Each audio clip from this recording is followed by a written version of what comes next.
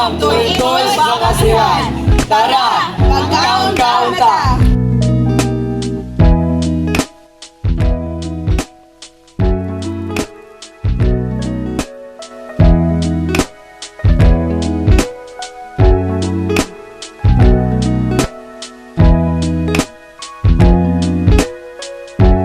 Bogsong Cordova, they are rich in Bakasi, also known as Mad-Il. Every festival in Cordova, they represent their culture. Here in Bogsong Cordova, they represent Bakasi. Fun fact day guys, kabaw ba mo mukuha og bakasi? Tara na! So kani siya guys is mo ni ang fishing net na naging nagamit sa taga Bogsong pagkuha sa bakasi. Dito diri sa baligyanan og bakasihan sa Bogsong. So diri makita ninyo daghan di klase-klase na seafoods na diri. Na diri ang bakasi, ang biat o uban pa. Buhit pa guys. Buhit pa. Fresh buhit kayo nga. Napakasi guys.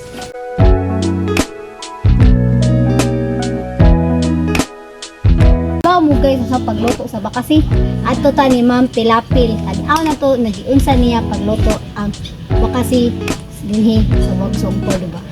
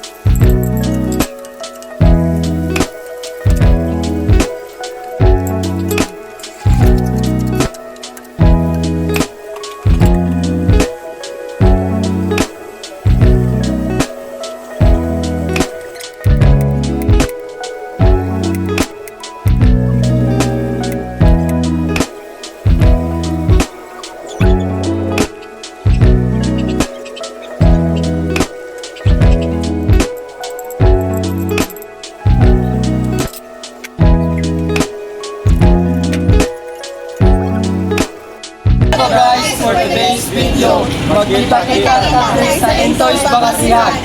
Bye-bye!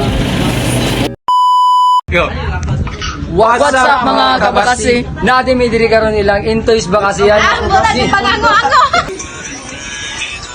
So wasa mi nangaon day guys kay nag-video pa nga mo mga kauban. Naraday mga bakasi. Mga bakasi pahuway sa mi kadiyot guys kay init magayo jud. So kuwat lang ta guys kay murag papay kaon. Murag papay kaon.